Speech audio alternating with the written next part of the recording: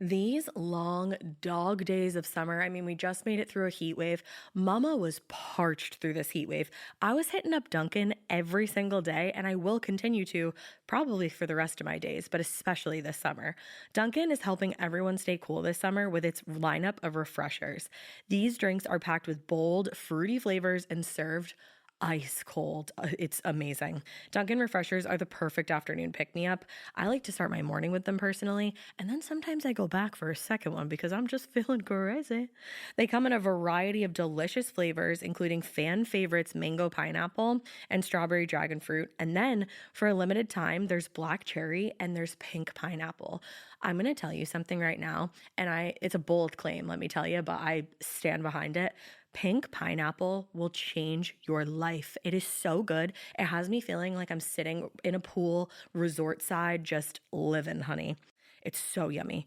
Try your favorite flavor with green tea, sparkling water, lemonade, or Dunkin's all-new limeade. I haven't tried the limeade yet, but I'm going to. Usually I get my drinks made with green tea and occasionally lemonade, but I do really like the green tea.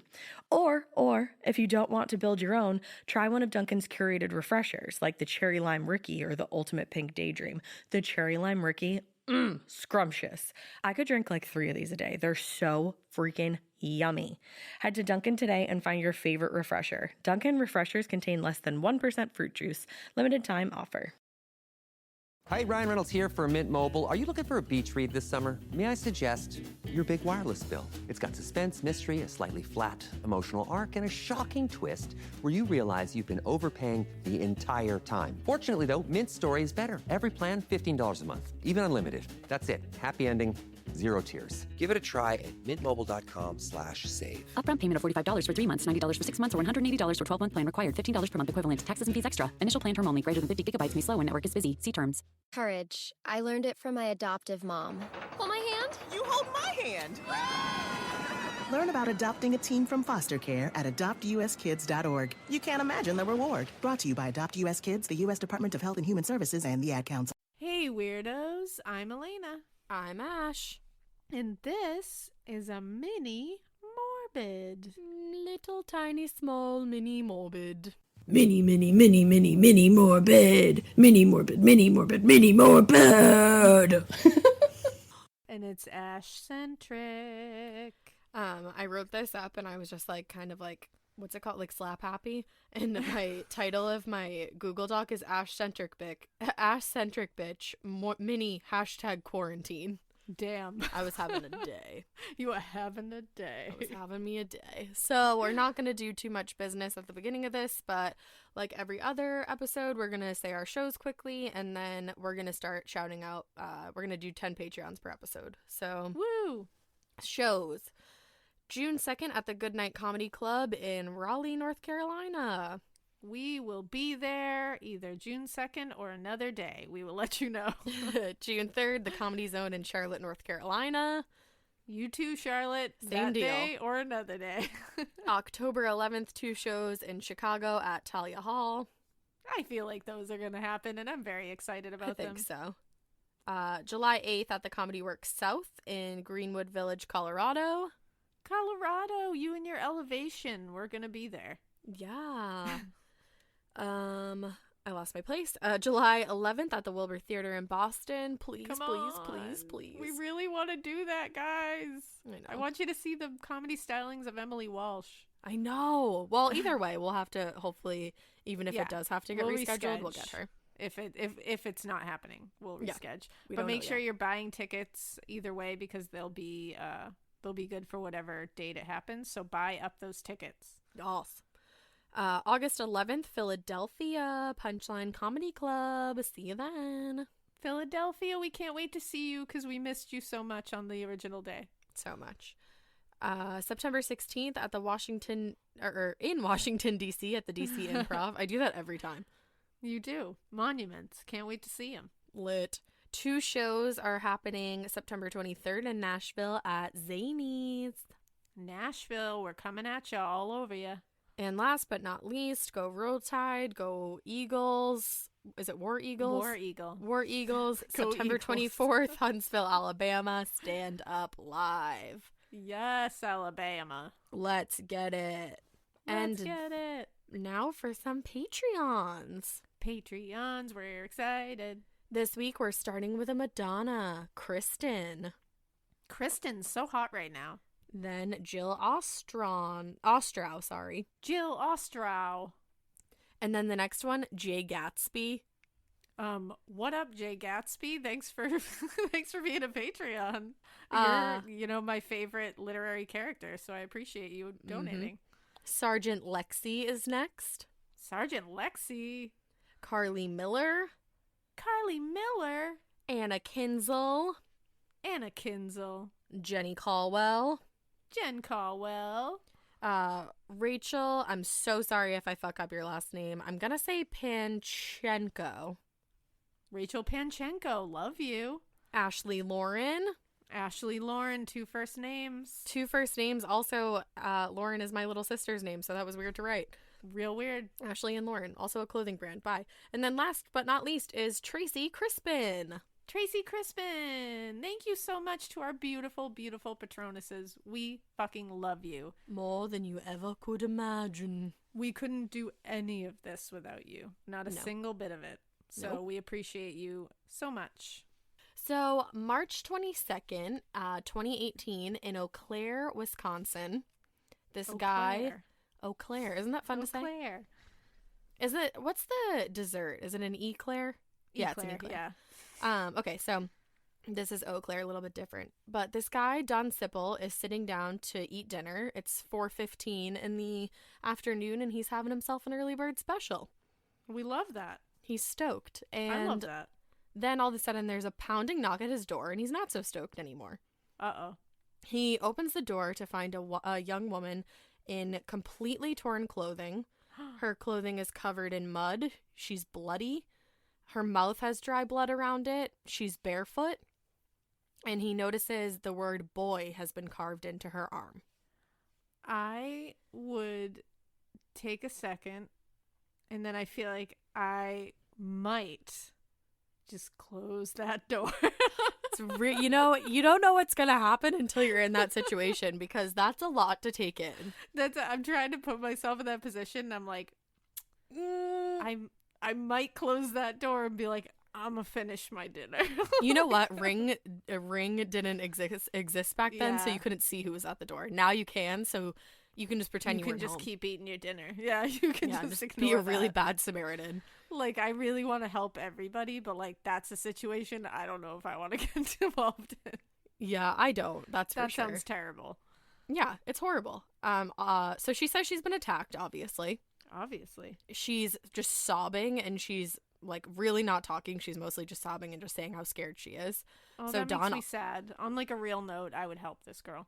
No, of course, anybody would. I was totally being a dick before. No, I know. So Don obviously calls 911 ASAP, and they're like, do you know her name? And he's like, hey, like, what's your name? And she's like, I don't know. Like, she's so freaked out. She doesn't even know her own name. Oh my God. And she keeps repeating, call Jason Mengel. Call Jason Mengel. Yes. So earlier that day, Jason was surprised at a coffee shop to see his ex-girlfriend, Ezra. They used to hang out at this coffee shop all the time. It's called Racy Delene's Coffee Lounge. Okay. And it's in this like little like Eau Claire's like a little college town. It's like really like hipster and like fun and like I feel like you can picture this coffee shop. Yeah, I definitely can. So he's surprised to see Ezra at this coffee shop for a lot of reasons. For one thing, they had exchanged 600 messages the night before, and she had never once mentioned that she was going to be in town. Oh, damn. She had recently moved back home because their relationship ended because of an affair that she had with a friend of theirs. Oh. So this friend was Alec Woodworth. He worked at the coffee shop. He was also a substitute teacher, and he was like super into philosophy. Like he was really, really into philosophy. Oh, damn. So a lot had gone down after their relationship fell apart. Ezra actually accused one of Jason's friends of sexually assaulting her. Oh, wow. She broke things off not only with Jason, but also with Alex, and she moved back home. Okay. So the sexual assault case was actually dropped because suggestive text messages were found between Ezra and Jason's friend that it they kind of felt like maybe this wasn't a sexual assault and it was consensual. And also, Alex told police that Ezra expressed to him that what happened between her and Jason's friend was consensual, but that she just regretted it. Ooh, messy. Yeah, so already a lot is going down. Yeah. So Jason was surprised when Ezra told him that she was going to go see Alex to show him some of her writings. So Ezra's like this really artsy girl. She drives a car that has all this artwork of hers that she's done on it. She likes to write. She likes to paint. That's kind of cool. She takes really cool pictures. Like anything artsy, Ezra's into. She sounds rad. She does. She sounds really cool. So she says that she's going to go see Alex to show him some of her writing. So obviously she was upset with Alex after he told police that like she wasn't actually sexually assaulted. Yeah. So Jason's kind of like, that's weird that you want to go see him. And also, she had been telling Jason that she wanted to get back together with him. And she was like, all these men have been manipulating me. Like, they're trying to keep us apart. I want to be back with you. Like, this is everybody else's fault. I didn't do anything wrong. So he's like, why do you want to? So messy. It's hard to follow, too. Like, I'm so stressed out just listening to this. I'm like, I hope I'm doing a good job of being like, this is the sitch, because it's a lot to follow. No, you are. So, Jason, he just didn't trust Ezra. He was like, like, you're not so trustworthy anymore based on everything that's happened. And so she leaves the coffee shop and she's like, well, cool, I'm going to see Alex. Like, see you later. Okay.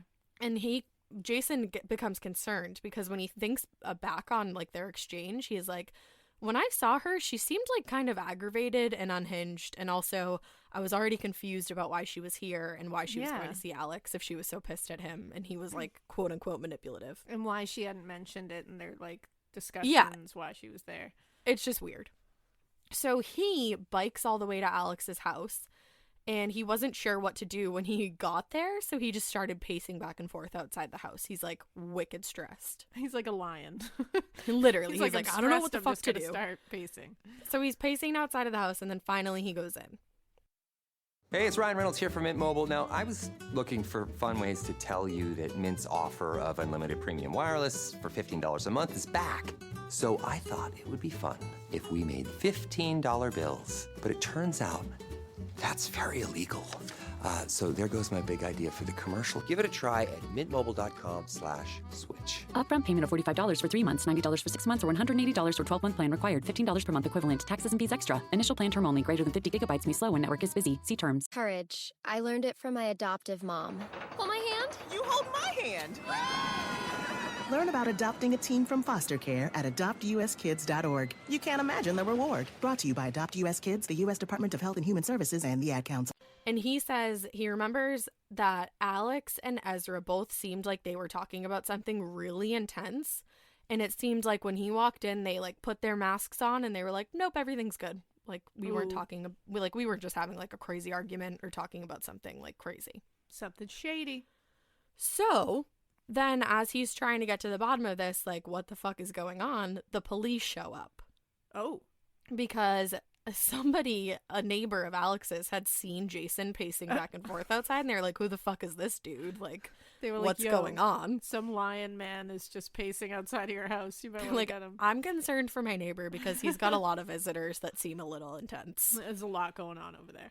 So Jason ends up speaking to one officer and another officer speaks to Alex and Ezra together. So Alex and Ezra are talking to one officer, and Jason's separately talking to another. Okay. Jason tells the police officer that he's speaking to that he's really worried about what's going on between Alex and Ezra. He told them how Ezra's behavior was strange, how he was like, I don't really know what she's doing here, and I'm just genuinely concerned about the two of them, like, being together right now. Yeah. The other officer who ends up speaking with Alex and Ezra was pretty convinced that everything was fine, and honestly, there wasn't anything the police could really do. No assault has happened. Yeah. Like, you can't go based off feeling that something is going to happen. So they end up leaving. And Jason talks to Ezra and Alex for a few more minutes, and he's like, well, there's nothing I can do either. Like, I gotta go. So he ends up peacing out. So then Alex and Ezra decide that they're going to go for a drive together. Okay. So Alex says goodbye. Jason says goodbye to Alex and Ezra, and they go on their drive. Okay. Unfortunately, that's the last time that Jason saw Alex alive. Oh. So, after Jason left, Ezra and Alex alive? It's the last time he saw Alex alive. Oh, okay. So, after Jason left, Ezra and Alex go for their drive, and then later that day, it's Ezra who ends up on Dawn Sipple's doorstep saying that she's been attacked. So, she's the girl from the beginning. Oh, that's what I was thinking. I was like, wait a second. Oh, man. So... Intrigue. So she says she's been attacked, and eventually she ends up at the hospital to be treated for all these like crazy stab wounds and the carving in her arm. Shit. They're trying to evaluate what the fuck just happened to this girl. So they're like, who attacked you? And she's like, I don't know. Like, I can't remember. And then all of a sudden her memory comes back to her, and she says it was Alex Woodworth who attacked her. She says he took her to a remote and muddy road to attack her. But so then the police are like, okay, where's Alex? And they go looking for Alex, and he's nowhere to be found. Oh, no. Yeah. So the detectives go out to Dawn's house to try to talk to him. But on the way there, they see like this muddy road, and they're like, oh, like that must have been the road that she's talking about because it's not so far. Mm-hmm. And they like pull over, they check it out, and they see these footprints. And remember, she was barefoot when she showed up. Oh, yeah. So they kind of walk a little ways up the hill. And they use the binoculars, and they end up seeing Ezra's car, and they see a body hanging out of the back seat of the car. Holy shit. So this is like a horror movie. It's literally terrifying. So they realize there's the body hanging out of half in the car and half out of the car in the back seat, and it turns out to be the body of Alex Woodworth, and he's been stabbed 16 times. What? 16 times. What the fuck? So Ezra has a lot to explain about what went down, but So she can't remember anything between like getting attacked and going to Dawn's house and ending up in the hospital. Like she only remembers like little tiny spurts, quote unquote. I am so intrigued by this. Eventually her memory comes back to her again, like it did when she was like, oh, it's Alex that attacked me. Mm-hmm. She says they drove out there, and while they were driving, they were just like talking, shooting the shit. And Alex finds this knife that was in her car, which also like that's a little bit weird. Why do you just have a knife hanging out in your car? I mean, have a knife in your car. That's fine. But the next part's really weird. She says that all of a sudden they're just chit chatting, and she says this so casually, like this is what people find themselves doing on road trips, that he just starts carving away at her arm with the knife. Oh. Yeah. She's like, he just started carving into my arm. Just couple things, you know, as friends, pals do on a good road trip on a good afternoon. Yeah. It's like you play a little I Spy. Yep, listen to some good tunes. License plate bingo. Mm-hmm. And then you just start carving each other's flesh. It's typical. So she says he carved the word boy into her arm because during their friendship/relationship, he found out that she had struggled with gender identity when she was younger. That's really fucked up. Yeah, I mean, he used to call her boy into her arm for that. Like, Jesus.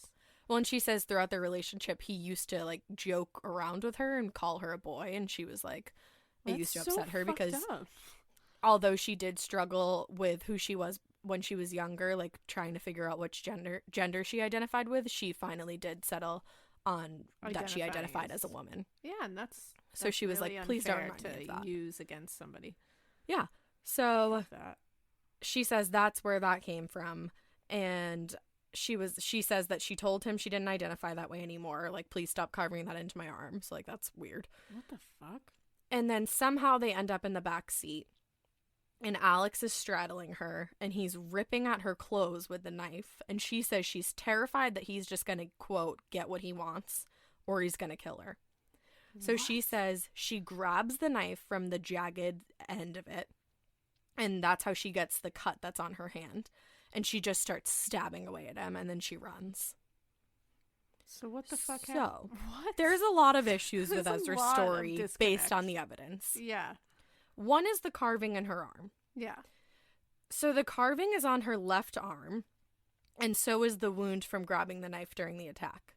Okay. The investigators do believe that Alex was driving, so if he had carved Ezra's arm, he would have been doing it upside down. And this was like very clear lettering. And also you would assume that he, I guess, would be doing it with his right hand upside. It doesn't seem very likely that he's driving and then carving a word upside down into her arm. So the word was like facing into her. Yes, So, exactly. Okay, that makes sense. So they were like, that's a lot to believe that happened. I mean, is it possible? Sure, but is it totally pretty far out? Yeah. Right.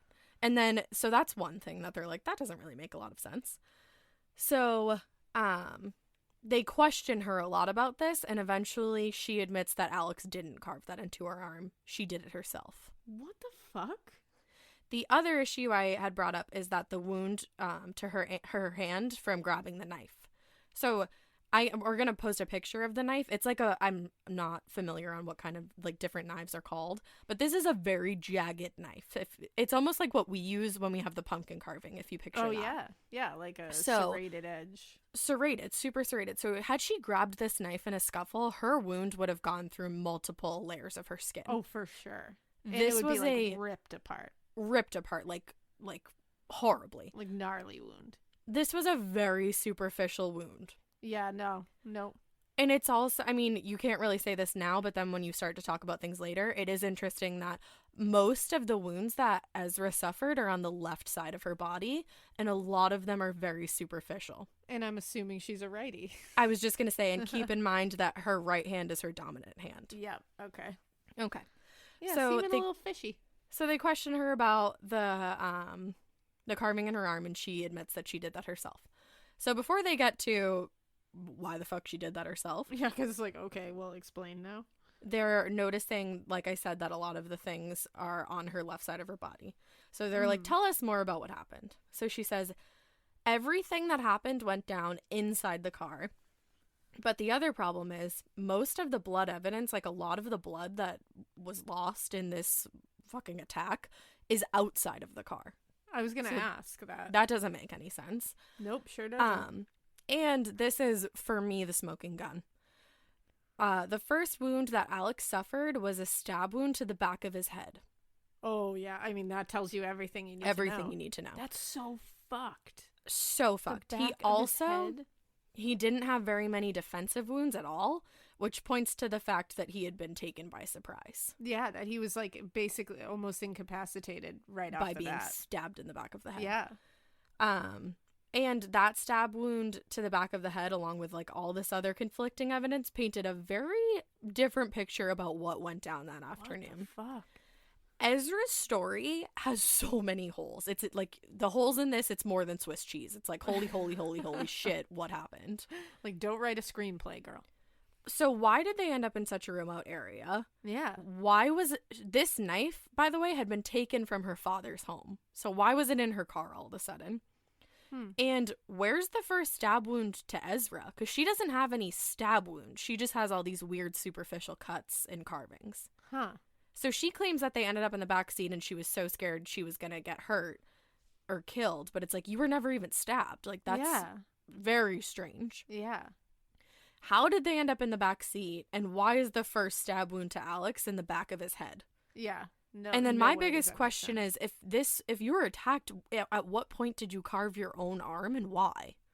Yeah. Like, I don't understand how that piece fits into this story. And that's like very specific too, like to carve boy right into your arm. Like, what? And it's like, if you were just attacked, wouldn't you just run away as fast as you were? Especially because you don't know if the person who you supposedly have been attacked with, they could still be alive. Like, you don't know absolutely. that they're dead. Supposedly. And I wonder if Alex was facing out or in the car. Like how his body was halfway in and halfway out. I'm not totally sure because the picture itself, it's blurred out. They won't release the actual picture. But I think his head was in the car. Because that makes me think that she attacked him outside. And he tried to jump into the car to get away from her. So I'm actually happy you said that because I didn't write it down. But I watched, there's a good 48 Hours episode on this. And that's exactly what the DA said. That's her theory. Look at me in the DA. The DA, honey. Look at me I'll bring her up a little bit later too. So there's all these questions. that we're going to get answers to at Ezra's trial. Because after Alex's body is found in the car, like I said, having suffered 16 stab wounds, Jesus, that's some all anger. this evidence leads to something a lot different. Than what the police thought that they were really dealing with in the first place. So Ezra is arrested and she's tried for first-degree intentional homicide. Whoa. So the prosecution answers a lot of the questions that we're left with and we're trying to answer right now. And in my mind, their answers make the most sense. Like, this is very cut and dry once they get into it. Yeah. The prosecution argues that Ezra went to Alex's house that day fully intending to kill him. Yeah. They argue that she went to his house after taking the knife from her dad's house. She just, quote unquote, ran into Jason at the coffee shop where she knew he typically hung out. And she tells him that she's going to be with Alex. So that sets up her alibi already. Yep. Like, that's perfect. And Ezra's life was literally falling apart because all she wanted was to get back together with Jason. She was mad because she had an affair with Alex and she wanted to get rid of him. Yep, and she was there you mad go. because he's the one that dropped these sexual assault charges that were going to be happening to Jason's friend because Alex came forward and told the truth. Yep. So that makes sense.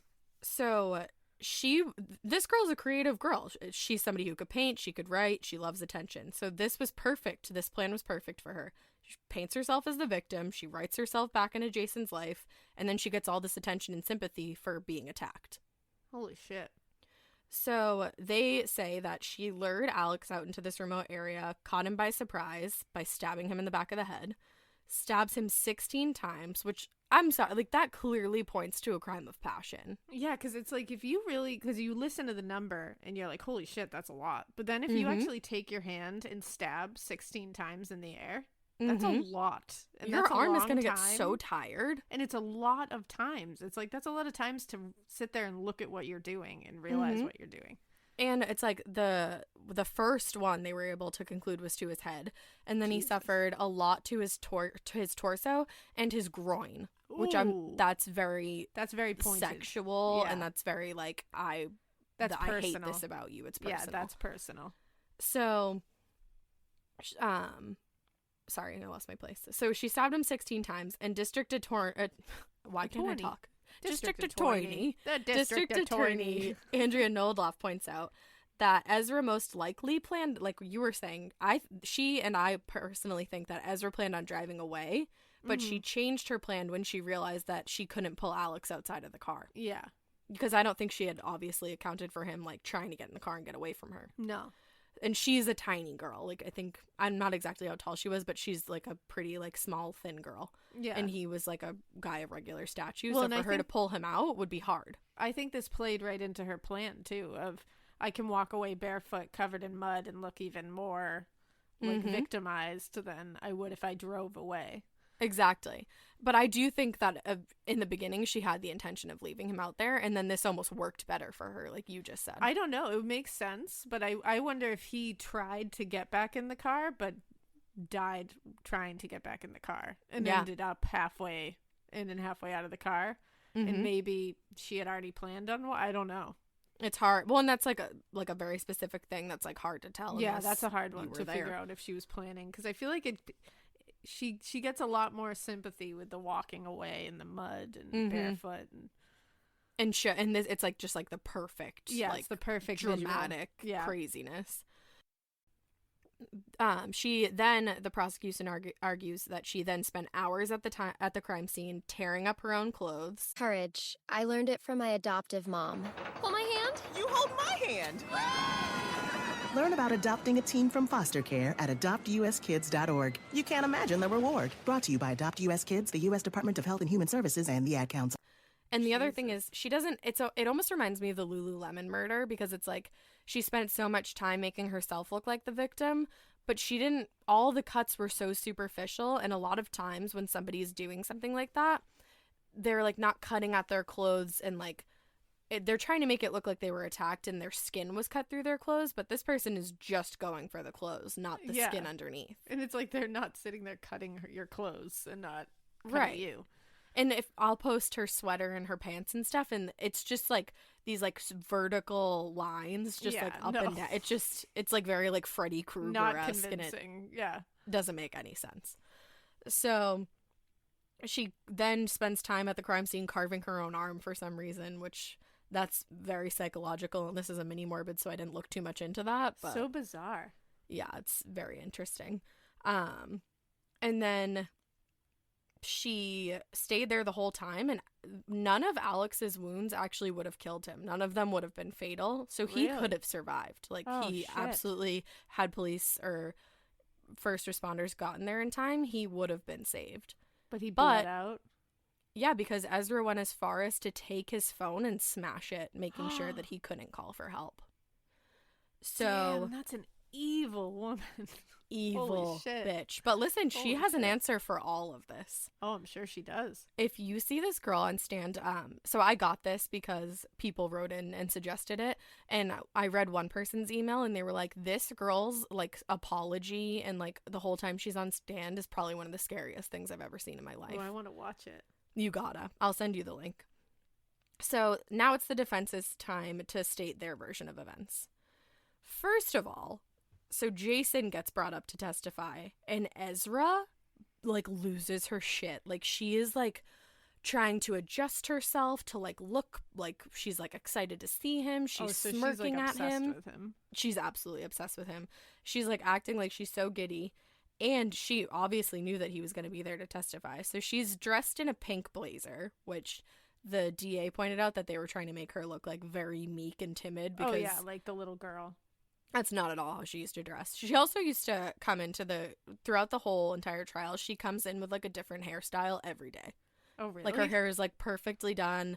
One day, her hair's curly and she has bangs, so it's, like, one day it's all down and, like, perfectly, like, coiffed.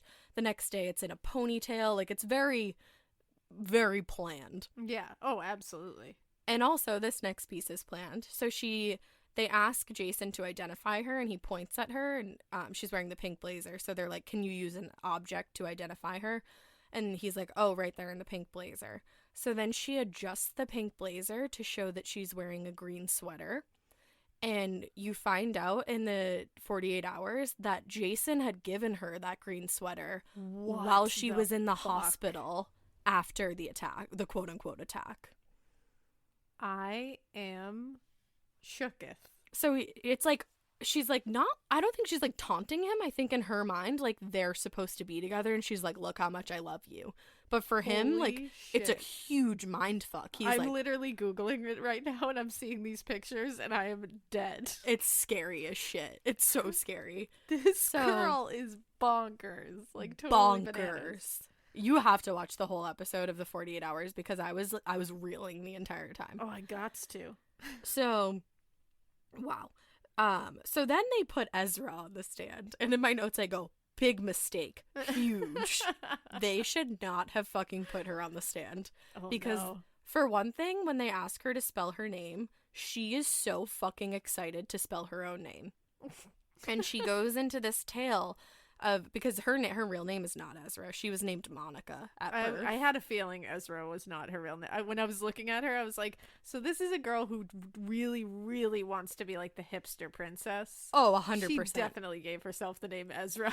And throughout the documentary, they like show all these like different pictures from her Instagram, and she's like really trying hard to be like hipster girl. Like, oh yeah, for artist, sure. Nobody gets me, la-di-da-da. Yep. We've all been there. I used to try to be like that too. Didn't work out.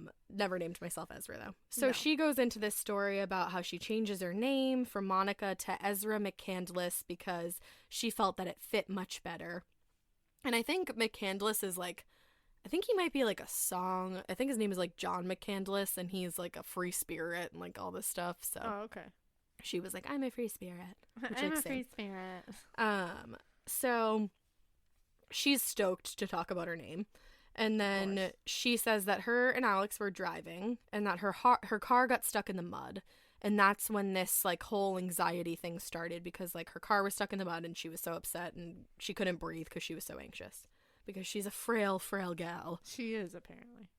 So She then changes her story on the stand about grabbing the knife, which I think her lawyer probably told her to do, because she was like, yeah, it's like really clear that you didn't grab that knife because a lot more would have happened. She's like, that story is really plainly bullshit, so you might want to change that. So this time on the stand, she doesn't say that she grabbed the knife. She says that they're already in the back seat and she's like afraid for her life, and that she knees Alex in the groin, which causes the knife to fall, and then she cuts her hand picking the knife back up. So it's like not as aggressive. But it still doesn't make any fucking sense. Yeah, still doesn't. Nope, not at all. So then they end up outside of the car. So when she was first telling investigators what happened, they were never outside of the car. Everything went down inside. Yeah. So now she has to account for all the blood outside of the car. Of course. So she says they're outside of the car, and she stabs him one more final time in the side before running away with his phone so that she can call for help, because she didn't have a cell phone of her own, because she was such she's a hipster spirit. Goddess. She doesn't need modern technology. Yeah, who cares? I mean, but I'm really confused about how she had an Instagram, though. I don't really understand how that worked. She's a bullshitter. Yeah, you liar. So that's why she took his phone, she says. And she says that it ends up smashed because when she was running away, she slips and falls because she's so distraught. She's so upset. She, like, hurts her arm, and then the phone gets smashed. So that's how she says it got smashed. This bitch has an answer for everything. Bullshit. And then my main fucking question she tries to answer. They're like, so why did you... Because she sits there and says she carved her own arm. Like, she finally admits that in the investigation. So they have to explain that. They don't really explain it. Her lawyer asks her, like, okay, so how did boy end up carved in your arm? Like, why did you do that to yourself? And she says that it was a reaction to everything that had just happened. I'm going to pause and let that sink in. You were just attacked. No.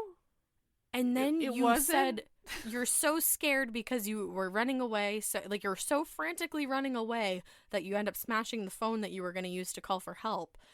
So when did you then pause and carve boy into your arm? What? She didn't? that is not what happened at all? Right. She did that after she was already sure that Alex was dead. And then she did that to make it look like he was, like, an abusive, horrible person. The fact that she was like, that was my reaction. It's like... To everything. I had just gone through so much. And it's like, honey, no. What? Like, that's not a reaction. That's not... Nope. That's not a reaction. So that only leads to more questions, like I said. Yeah. Like, if you were so busy running away, then where did you get the time to do that? But that's all she gives you. She doesn't really have much else to say, because there really isn't a lot of ways that you could come up with to defend that, probably. I would be like, I have 2 questions for you. How dare you? And who do you think you are? Yep. Those are my final questions. So, you know how she, like, ended up with all this memory loss? She didn't know what her fucking name was and all this other bullshit. So she says after the attack, she experienced this memory loss, and it felt like she was in a tunnel. So she doesn't have answers for certain questions because this... How convenient. Very convenient memory loss. Mm-hmm. She says she doesn't know what happened between killing Alex and the time that she ends up at Dawn's home. But that she does answer questions for some things that happened in between then. But then other times... What about this? She's like, oh no, I can't remember. I don't remember. Yeah. It's like, cool, go fuck yourself, Monica. Cool. So the defense brings in a Harvard psychologist who actually testifies that trauma can cause memory loss, which, like, that's true. But of course it can, but not the case here. This was not the case here. So then that's basically the end of the defense's argument. They're like, that's what happened. Like, self-defense. Like, they end their whole defense fucking thing on self-defense. Like, they're still saying she was attacked and she had to stab somebody 16 times to get away. Obviously. Sorry, I don't buy that. No. So I think Ezra was basically a narcissist, and I really think that she believed that she could say she was attacked. I really think she thought she was going to get away with the claim of self-defense, and I think she, at the end of this, thought that her and Jason were going to get back together and live this happy little life. Oh, 100%. That was her goal. And like I said, like, I think she was showing up to trial in these, like, cute little outfits and these cute hairstyles to, one, be like, I'm so put together, like, I could never do this. But and it was two, also to impress Jason. She knows Jason is there. Yeah. Exactly. That was definitely like, that's like the ex-girlfriend you always want to look good in front of your ex. Mm-hmm. Exactly. You want to be like, look what you're missing, and that was what she was doing. And he's like, I'm all set because you're a psycho murderer. Because you're a fucking murderer. Because I'm really afraid of you. So it takes the jury 3 hours to come back with a verdict because, obviously. Because, you know. Because guilty. And so guilty of intentional homicide is exactly what Ezra is, and that's exactly what the jury decides. Guilty as charged. Guilty.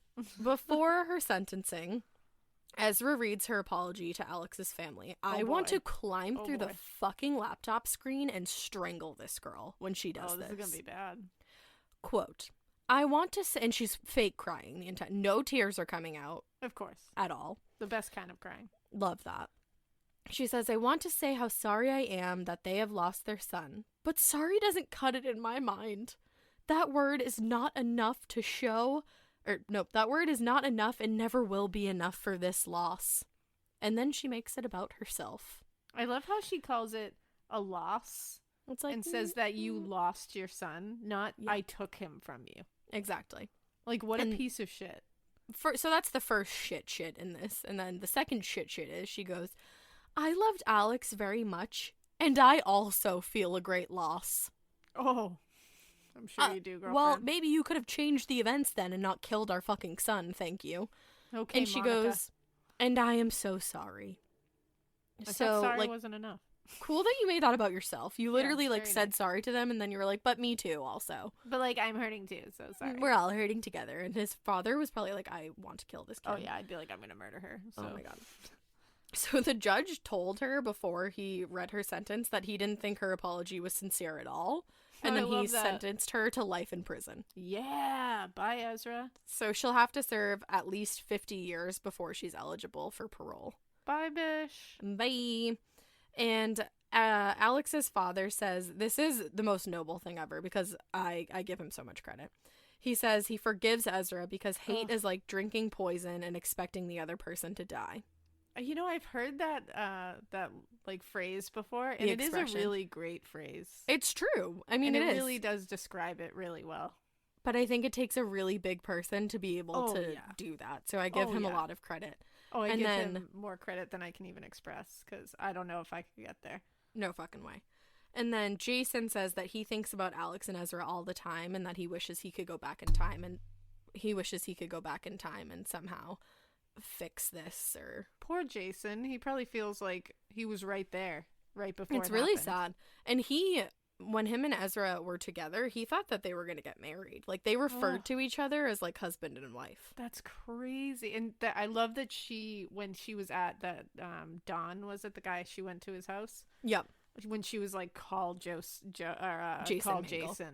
It's like, that's and so you can psychotic. hear it. You can hear it on the 911 call. Like, that's what happened. So this was clearly all to get Jason back. Oh, my God. That is some serious pining. And it's like narcissistic as shit. It's And you really narcissistic, delusions. delusional. Like, you thought that all was going to work. When you think that you can murder a person and get somebody back in your life, you are so far gone into the delusion pool. It's real scary. Holy shit. That is the case of Ezra McCandless, AKA Monica. I never heard of that. So thank you for doing that, and thank you to our listeners for suggesting it. I was going to say thank you to our listeners because I had never heard of it, and I was just like flicking through the suggestions because I like to do that for mini Morbids. Me too. And I was like, whoa, gotta do this one. I love that our listeners give us suggestions because there have been so many things that I'll flick through them and I'll pick one and I'll just kind of start looking it up and I'm like, what the fuck? Holy I've never shit. heard of this. Like, there's so many, and I love that everybody can kind of share that, we can all share different cases with each other. I like that too. Some of us haven't, you know what I mean? It's fun to share these things with our listeners. And it's crazy that this happened in 2018 because I don't remember hearing about this at all. I don't remember hearing it. And that's the thing. It's these things happen. And you just don't know. Locally, there'll be news, but we don't hear about it. You would think that would be bigger news though. You would think, but a lot of people hadn't heard about Katrina Homer and stuff, and that was a woman found only half of her body. That should be huge news. It's crazy. But it's weird what makes news and what doesn't. There's a lot of things, too, that I can post for the Instagram that you're going to be like, oh, wow, that's wild. That's amazing. So if you want to go check out our Instagram, you can go do that at Morbid Podcast. Hit us up on Twitter. A Morbid Podcast. Send us a Gmail for a case suggestion or a listener tale or to tell us that you think we're cool. Or Spooky Road. Oh, Spooky Road. Yeah, that's going to be soon. At morbidpodcast@gmail.com. Join the Facebook group. Morbid: a true crime podcast. Donate to the Patreon if you're feeling so inclined and you'd like to hear your name on a future episode. Patreon.com/morbidpodcast. And guess what, guys? Follow us on Spotify because there's a follow button on there. And also, you can listen to us for free on Spotify because it doesn't cost anything to listen to a podcast on Spotify. It sure doesn't. And Spotify rules. Whoop, whoop. We hope you keep listening. And we hope you keep it weird. But not so weird that you change your own name and you do some crazy shit and you try to get these people to fall in love with you and then they don't and you end up in jail. And you carve a random word into your arm for no reason at all. I can't explain it. And you say somebody else did it, which they didn't. Yeah. And then when you admit that you did it, you don't have any reason for it. It was a reaction. Bye. Bye.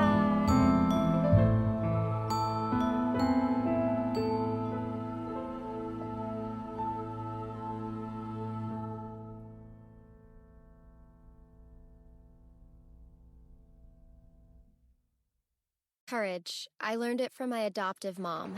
Hold my hand. You hold my hand. Learn about adopting a teen from foster care at adoptuskids.org. You can't imagine the reward. Brought to you by Adopt US Kids, the U.S. Department of Health and Human Services, and the Ad Council.